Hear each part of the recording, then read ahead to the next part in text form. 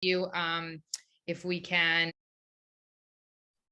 think those are great points. I feel like it's helpful to know and focus on that. That's really great, I think, for everybody on the phone here.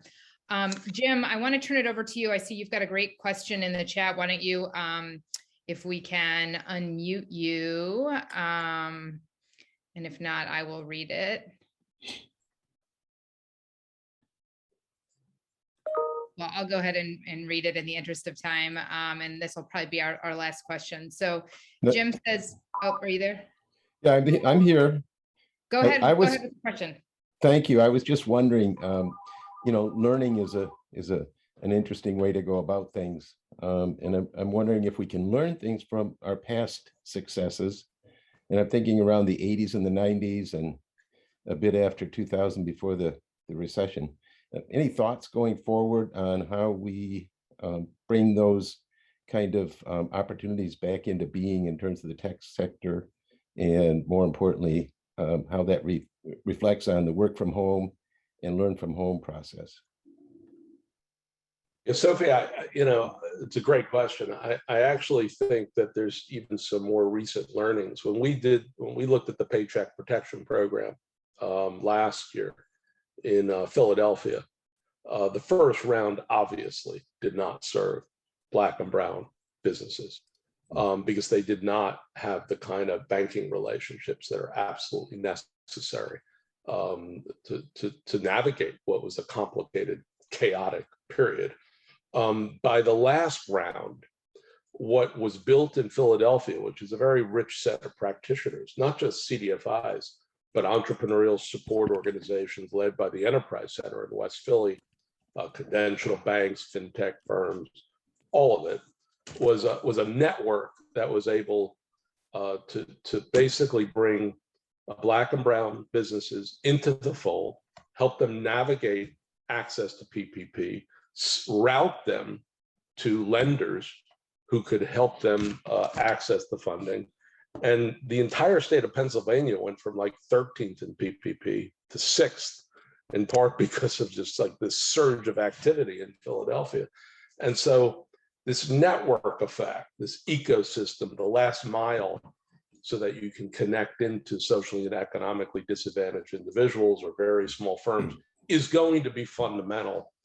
It doesn't exist everywhere in the United States. We don't have CDFIs covering the ground everywhere. So we're going to have to quickly, rapidly set up these kind of networks, using what we have. So I think that's the promise of this moment. It's going to catalyze some remarkable innovation because the funding is there. Funding is not the problem. Capital is not the problem. It's how we organize to basically have it, achieve the biggest outcomes. Hear, hear. How do we best connect to the citizenry that for the most part, I think in this particular moment is the most important part, as you point out? How do we inform that baseline citizenry, which has never experienced anything like this, and yet is the focal point of this funding?